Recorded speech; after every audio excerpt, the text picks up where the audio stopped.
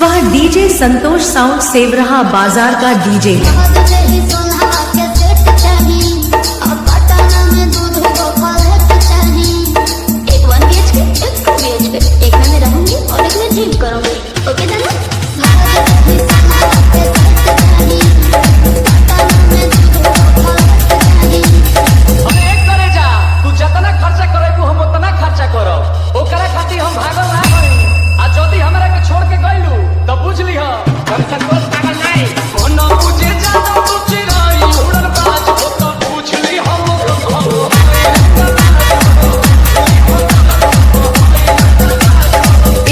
किसी का हो धमाका डीजे संतोष साउंड सेवरहा बाजार का होगा।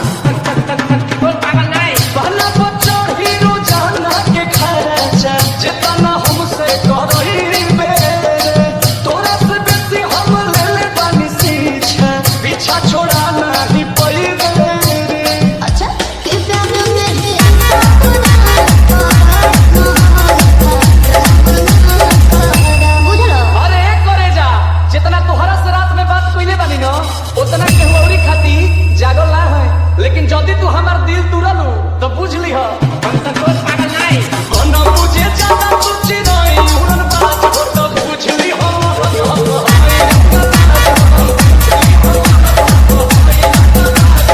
Original power bass DJ Santosh sound Sewraha बाजार डीजे बुकिंग करने के लिए संपर्क करें।